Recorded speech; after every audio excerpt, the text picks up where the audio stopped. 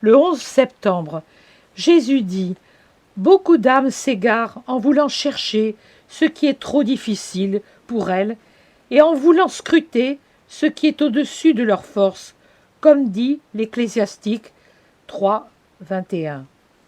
C'est l'ancien poison. L'homme est et a toujours été coupable de curiosité malsaine et de profanation sacrilège. Il veut pousser son investigation jusqu'à des régions que la sagesse divine garde enveloppées dans le mystère, non par jalousie du pouvoir, mais par prévoyance de l'amour. Malheur à l'être humain s'il connaissait tout de l'avenir et des secrets de l'univers. Vous n'auriez plus de paix spirituelle ni de paix naturelle. Laissez l'avenir à Dieu, créateur et dispensateur du temps, et laissez vierges ces zones de l'univers dont la possession vous donnerait des armes pour troubler toujours plus votre existence d'individu et d'esprit. J'ai déjà dit que je ne m'oppose pas aux œuvres de l'intelligence humaine. Si je le faisais, je serais inconséquent avec moi-même, puisque j'ai donné l'intellect à l'être humain pour qu'il s'en serve et non pour qu'il le laisse inerte. Cependant, je vous dis par la bouche de la sagesse, ne souhaitez pas être de curieux scrutateurs des œuvres de Dieu. Ne cherchez pas à aller outre les frontières que j'ai tracées pour séparer votre puissance des puissances plus fortes que la vôtre, des lois du cosmos, des secrets des forces naturelles et surtout des mystères d'outre-tombe dont je suis le seul à avoir le droit de vous dévoiler la vérité et l'existence. Car je suis le Seigneur de toutes choses, tandis que vous n'êtes que les hôtes de cette pauvre terre, et vous ne savez pas ce qui vous est réservé au-delà de la vie terrestre. Croyez dans l'autre vie. Il suffit d'y croire. Croyez qu'elle apporte une récompense ou un châtiment, fruit d'une sainte justice, lequel attend d'être appliqué à chaque individu. Je vous ai fait connaître cela pour votre bien. Vous n'avez pas besoin d'en savoir plus. Ne troublez pas de votre indiscrète et bavarde curiosité la paix surnaturelle de l'autre vie, même si cela concerne ceux qui sont tourmentés, c'est-à-dire ceux qui n'ont pas de paix parce qu'ils sont séparés de moi. Le fait de comprendre n'apporte toujours qu'une augmentation de l'inquiétude. Pourquoi troubler par des échos de la terre la sérénité des cieux? Pourquoi augmenter le tourment de ceux qui sont punis par des voix qui leur rappellent le monde où ils méritèrent leur punition? Ayez du respect pour les premiers et pitié des seconds.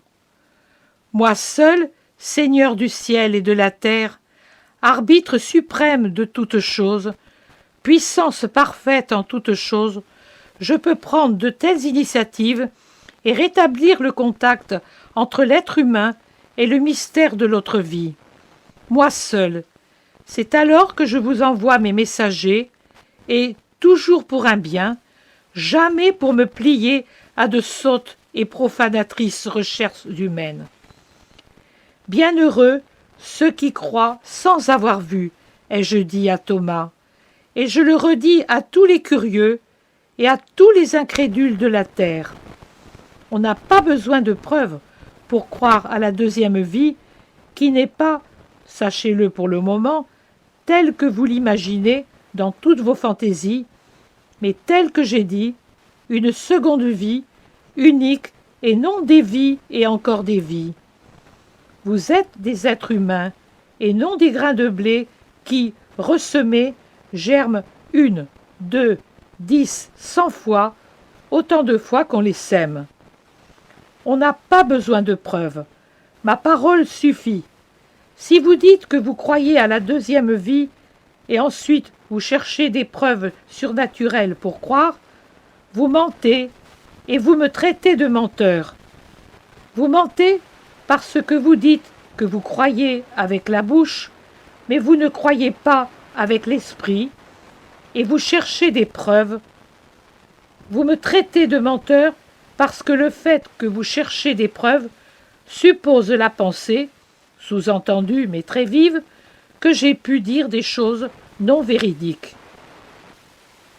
Comme punition des curiosités inutiles et dangereuses, et des pensées irrévérencieuses et sacrilèges, je permets que, chez les malheureux investigateurs, de ce qu'il n'est pas nécessaire à l'humain de chercher à connaître, il se crée une confusion mentale, un trouble de l'esprit et une grave blessure à la fois, chez les meilleurs d'entre eux, et la mort de la foi et de l'esprit chez les pires. Quels sont les meilleurs parmi ces violeurs de mystères?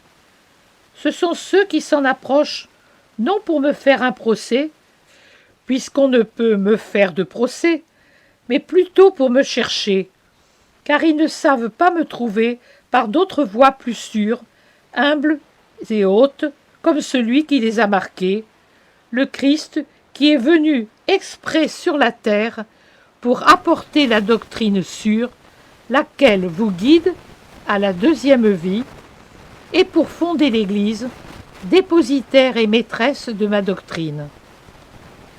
Ceux-ci ne savent pas embrasser les pieds de l'Église avec la simplicité des enfants et l'humilité des saints en lui disant « Je t'aime, je t'obéis, guide-moi », mais ils cherchent avec une pensée droite.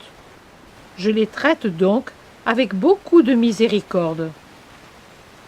Quels sont les pires parmi ces violeurs de mystères?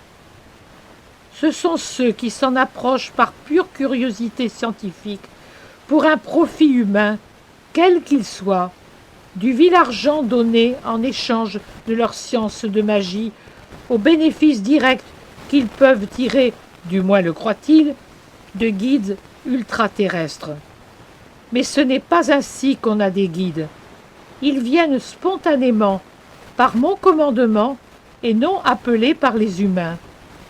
Envers ceux-ci, je serai un juge d'une inexorable sévérité, et je les punirai pour avoir manqué de foi et de respect envers le maître de cette vie et de l'autre, la vraie, et pour avoir manqué de respect envers les trépassés, à qui je suis le seul à pouvoir donner des ordres capables de les détourner de leur demeure extraterrestre.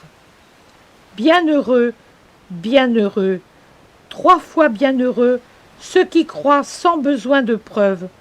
Bienheureux, 7 fois bienheureux, ceux qui n'ont jamais douté un seul instant de ma parole et de ma doctrine, confiée à mon épouse et maître, l'Église, et qui, sans jamais avoir osé, et même souhaité oser, profaner les royaumes ultraterrestres, sont convaincus que la vie ne meurt pas sur cette terre, mais change de nature et devient éternelle, béatifique pour ceux qui ont su vivre de moi et en moi, effroyable pour ceux qui, répudiant Dieu, ont forniqué avec Satan. À ces croyants purs, assez simples et humbles d'esprit, pour qui la foi est lumière et ma parole vie, j'accorde ce que je nie aux autres investigateurs, la connaissance et la possession de la vérité d'outre-terre.